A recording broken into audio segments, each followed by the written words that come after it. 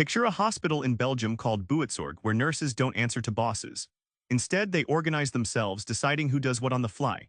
No sign-offs, no endless meetings. They've slashed bureaucracy, boosted morale, and patients rave about their care. How did Buurtzorg pull off this revolution? What if this model could rewrite how every organization works? Let's dive into the world Frederic Laloux calls teal organizations, where work life gets its soul back. Most of us think organizations need tight chains of command. Laloux challenges that, showing how letting teams steer themselves isn't chaos, it's a secret superpower. Buurtzorg's story starts with Jos de Blok, a Dutch nurse frustrated with the slow-moving hierarchical healthcare system. He launched small self-managing nurse teams with full autonomy over their daily work. These squads coordinated without managers, slashed overhead from 40% to 10%, and patients got more personal, consistent care. This led to a radical drop in costs and skyrocketing patient satisfaction, all without a traditional boss in sight. Think of self-management like a jazz band rather than a symphony orchestra. Instead of a conductor calling every note, each musician listens, adapts, and leads moment to moment. The band flows naturally, everyone accountable for their part yet free to riff and innovate.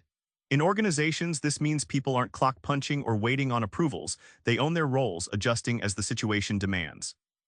The payoff: employees feel deeply trusted and valued because they're steering their work lives. Decision speed rockets, bureaucratic drag vanishes. What surprised many leaders is how accountability doesn't crumble, it blossoms, rooted in peer relationships, shared purpose, and personal commitment. Laloux calls this a shift from compliance to authenticity, revolutionizing what human potential organizations can unlock. We often chase profits first, but Laloux flips the script. What if organizations put purpose and employee wholeness front and center? Here's why that changes everything. At FAVI, a French foundry, CEO Jean-François Zabras dismantled rigid procedures in favor of purpose-driven teams who own their customer relationships. He shut down middle management layers. Teams decided line speeds, quality checks, even hiring. By embracing their shared mission, not just quotas, production soared and product defects vanished. Happier workers built tighter customer bonds, proving that purpose can replace profit as the heartbeat of business. Laloux introduces wholeness as reclaiming the human in work. This isn't about hiding your quirks, but showing up fully, you warts and all. Imagine a workplace where you can tap into your intuition, emotions, and creativity openly rather than masking behind a professional facade. It's like trading a stiff suit for comfy clothes. Suddenly, you breathe easier and connect deeper with your coworkers and your mission. The shocker: when companies cultivate purpose and wholeness, they unleash more passion and grit than rigid target setting ever could. People willingly go the extra mile because they're emotionally invested, not coerced. Laloux reveals this nurtures resilience through tough times and fosters innovation that financial incentives alone can't buy. Purpose isn't fluffy, it's the engine of sustainable success. Laloux spots a new breed of orgs he calls evolutionary. They're alive, sensing, and evolving. This isn't a future dream. It's happening now, quietly reshaping the way we work. Patagonia is a trailblazer in this space.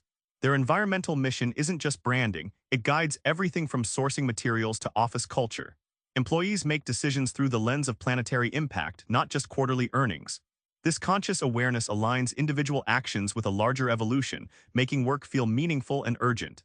It's a real-world example of Laloux's evolutionary stage in motion. Laloux likens evolutionary organizations to living organisms, constantly sensing their environment and adapting without rigid strategic plans. Imagine a forest rather than a factory line, dynamic, interconnected, responding to changes by growing, shedding, or shifting. This fluidity means organizations are resilient in the face of complexity and unpredictability, evolving naturally rather than forcing outcomes on an inflexible blueprint. The payoff is profound. Companies thriving because they're vibrating on the same frequency as their purpose and the world around them.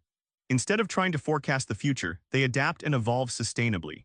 This evolutionary mindset means organizations can unlock potentials that old models can't touch, creating workplaces that are agile, soulful, and built for what's next. Remember Buurtzorg's nurses steering their own ships with no bosses in sight? That hospital is just one proof that organizations can be soulful, alive, and effective all at once. Try this. Next week, if you're in a meeting, speak up with an idea. No need to wait for a manager's nod. Small steps like that help you live Laloux's vision. Organizations can reinvent themselves. They already are. Subscribe for more book summaries like this one.